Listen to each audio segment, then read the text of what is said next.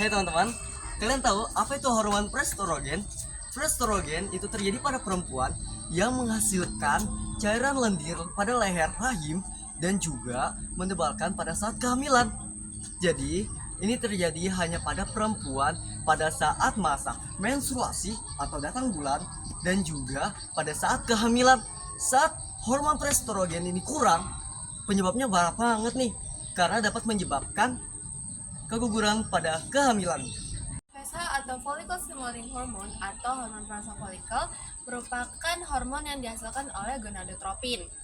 FSH sebagai perangsang folikel atau sel telur di dalam ovarium, dan juga FSH berfungsi sebagai pengaruh dari hormon estrogen pada wanita dan juga mengatur siklus menstruasi pada wanita. FSH pada pria juga mengatur dan memelihara proses pembuatan sperma. FSH juga mempengaruhi perubahan fisik kita pada saat pubertas. Estrogen adalah salah satu jenis hormon pada wanita yang diproduksi oleh ovarium. Nah, estrogen sendiri itu memiliki 3 fungsi. Yang pertama, dia tuh menjaga kesehatan jantung. Yang kedua, untuk mengatur siklus menstruasi. Yang ketiga, dia untuk menunjang kehamilan yang sehat.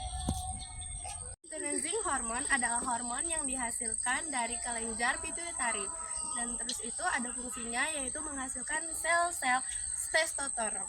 Testosteron adalah hormon yang penting pada pria yang membantu kinerja reproduksi pada pria dan dapat berfungsi sebagai penguat otot dan penguat tulang pada organ manusia. RH adalah hormon yang bertugas untuk merangsang kelenjar hipofisis agar melepaskan follicle stimulating hormone dan luteinizing hormone.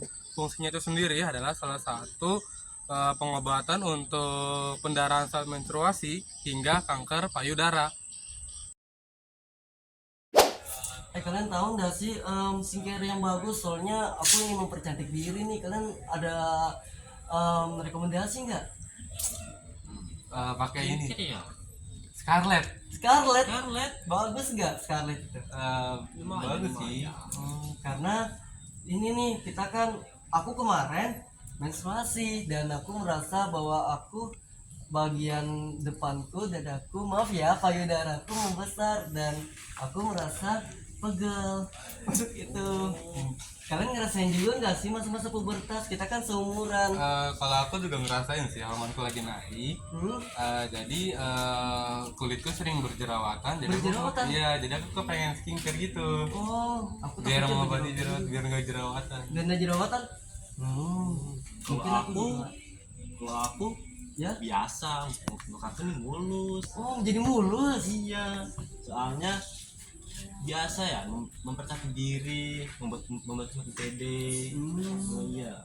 Jadi maksudnya kulitmu lebih halus gitu? Iya. Wes, berarti sama kayak aku. Karena aku merasa aku makin pede dengan apa yang aku akan berikan pada dunia. Iya. Kalian penasaran nggak sih? Kita kan pubertas nih. Bagian kita ada yang tumbuh dan juga kita merasa hal-hal yang kita rasakan. Kalian penasaran nggak sih sama yang cowok-cowok? Sebenarnya penasaran. Kamu penasaran? Apa kita tanya? Kita tanya, tapi kita tanya siapa? Kok tanya anu aja, gengnya si Vivi. Mereka kan lagi kumpul di sana. Ayo kita pergi, ayo. Oke. Dah. Nanti gimana ya bakal cowok-cowok jawab itu? Pasti lucu banget nih. Iya, apa aja rahasianya. Halo. Kalian para cowok.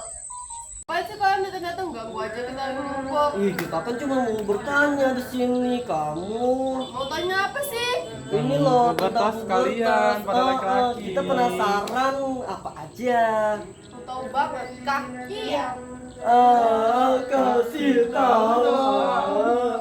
Jadi ciri-ciri utama tuh tumbuhnya jakun. Jakun. Iya, jakun tuh yang di leher itu loh. Oh, yang di sini. Iya.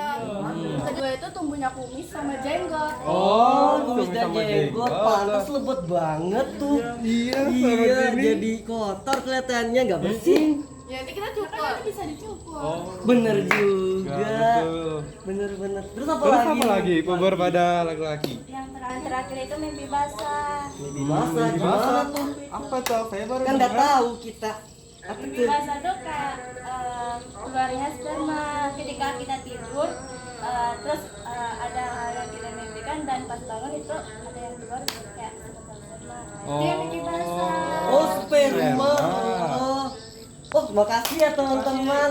Kalian sudah ngasih tahu kita jadi lebih tahu tentang laki-laki nih. Pas sudah dikasih tahu bayarnya apa nih? Wah, nanti aja deh aku belikan Permen. boleh permen mau. Enggak, kita maunya rokok sama kopi. Kita Rokok maunya sama kopi. duit. Kita maunya duit. Ya udah nanti aku ambil uangnya mamaku ya. Oke. Papa gitu dulu. Bye. Bye. Selanjutnya, organ reproduksi pada wanita. Yang pertama adalah ovarium. Ovarium memiliki peran yang sangat penting bagi wanita, yaitu menghasilkan sel telur dan juga menghasilkan sel hormon. Selanjutnya ada rahim atau uterus. Nah, organ ini berbentuk seperti buah pir dan berfungsi untuk berkembangnya janin sebelum dilahirkan. Bavolovi adalah saluran yang mempunyai panjang 10-13 cm. Nah, itu mempunyai diameter 1 cm. Dan tuba Bavolovi ini menghubungkan antara indung telur atau ovarium dan rahim. Nah, tuba Bavolovi ini mempunyai fungsi yaitu tempat penyimpanan sel telur. Nah, terus yang terakhir adalah vagina. Vagina adalah saluran yang membentuk tabung berotot dan dia menghubungkan antara leher rahim atau serviks dan bagian luar tubuh, dan dia mempunyai fungsi utama sebagai tempat keluarnya darah ketika wanita mengalami menstruasi. Saya ingin menjelaskan tentang penis. Penis adalah organ atau bagian otot yang terbuat dari berbagai jenis jaringan spons. Nah, jaringan spons ini terisi oleh darah yang menyebabkan ereksi. Nah, yang menyebabkan ereksi ini akan membuat pria lebih mudah berhubungan seks secara mandiri atau berpasangan. Kalian tahu nggak sih apa itu skrotum? Skrotum adalah kulit lentur di bawah pangkal penis yang berbentuk seperti oval. Nah, yang dapat disebut juga sebagai testis. Kalian tahu nggak sih fungsi skrotum ini apa? Nah, fungsi skrotum ini salah satunya adalah sebagai reproduksi sperma dan tempat penyimpanan sperma. Kelenjar prostat adalah menghasilkan sebagian cairan yang mendukung atau menyuplai nutrisi bagi sperma. Fungsinya itu sendiri adalah membantu memompa sperma selama proses berhubungan seksual. Testis adalah organ yang terpenting dalam sistem reproduksi pada pria. Fungsinya itu sendiri adalah memproduksi sperma dan hormon testosteron. Halo guys, kalian tahu nggak apa itu gonore? Gonore adalah salah satu penyakit menular seksual yang disebabkan oleh bakteri dan kuman. Kumannya adalah gonorrhea yang berbentuk bakteri gram seperti biji kopi. Penyakit ini menular melalui aktivitas seksual seperti baik itu dari mulut, dari bawah, dan juga dari belakang. Kalian tahu apa itu? Uranus. Nah, kalian tahu enggak kalau penyakit ini memiliki komplikasi seperti radang panggul. Sifilis juga disebut sebagai raja singa, yang mana itu adalah nama yang mengerikan. Mengapa mengerikan? Karena penyakit ini menular bukan hanya pada orang dewasa, tapi juga pada anak kecil yang disebabkan oleh orang tuanya. Oke, kita mulai ke gejalanya. Gejalanya itu sebagai contoh flu ringan, yaitu demam, sakit kepala, dan juga sakit tenggorokan. Penyakit ini disebabkan oleh bakteri yang bernama Tronema pallidum. Penyakit ini terjadi pada saat aktivitas seksual yang dimana kelamin bagian kelenjarnya atau kelamin bagian lelaki itu luka dan masuk bakteri ke dalam kelamin tersebut dan menyebabkan penyakit ini berdampak pada kesehatan kalian. Oke. Selanjutnya ada gangguan menstruasi, yaitu pendarahan pada rahim yang terjadi di antara periode menstruasi dan setiap beberapa minggu sekali. Fertilasi adalah nama lain dari kata mandul, yaitu tidak berkunjung hamil walaupun telah melakukan hubungan seks. Dengan proses yang telah dilakukannya. Tau gak sih tadi mami tuh ngasih kita 5 tugas kimia, suka banget lagi. Dia tahu, aku aja tadi nanya-nanya Erina. Ya, Kamu kenapa? lagi menstruasi. Oh, kamu tau gak sih proses menstruasi itu kayak apa? Kayak apa? Jadi itu ada penebalan pada dinding rahim karena sel telur tidak dibuahi. Oh gitu. Nah, gejala-gejalanya itu yang pertama yaitu seperti kamu ini sekarang kamrut dan juga kepala pusing. Dan yang ketiga musim. Kamu ngalamin gejala-gejala itu enggak? Iya, lagi jalan sekarang. Oh, ya udah. Ayo kita beli air hangat. Ayo. Dan seperti kamu lagi hamil ya, kamu tahu nggak apa itu fertilisasi? Kalau fertilisasi nih ya, aku tahunya itu proses pembuahan sperma dan ovum akan bersatu di salah satu saluran tubuh dan membentuk zigot. Oh, kalau konsepsi?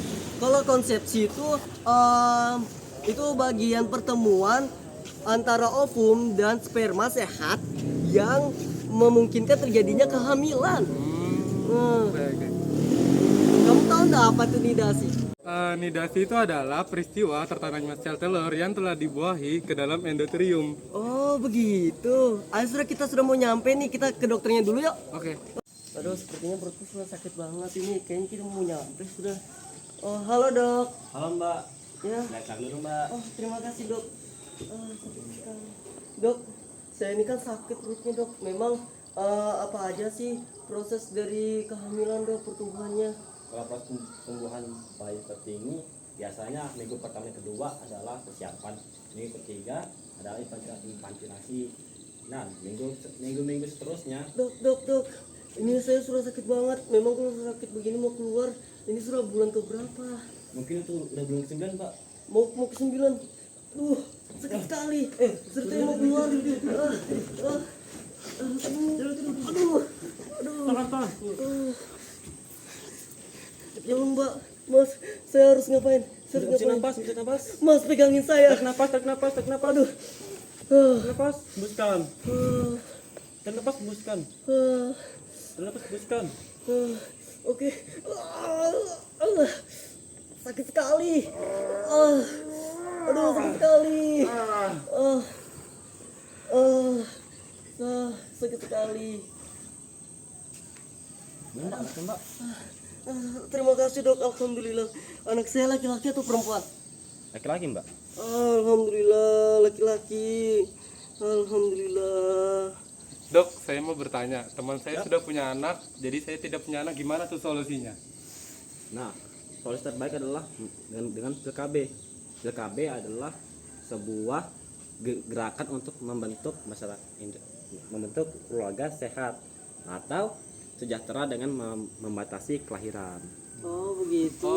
Oke. Makasih ya dok, anak saya laki-laki ya. Iya, Keren. Nah, gimana teman-teman videonya? Seru bukan? Dan asik. Itulah pengetahuan yang bisa kami berikan dari kelompok kami. Kami akan tutup. Ada salah kata, mohon maaf dan terima kasih telah menonton. Bye bye.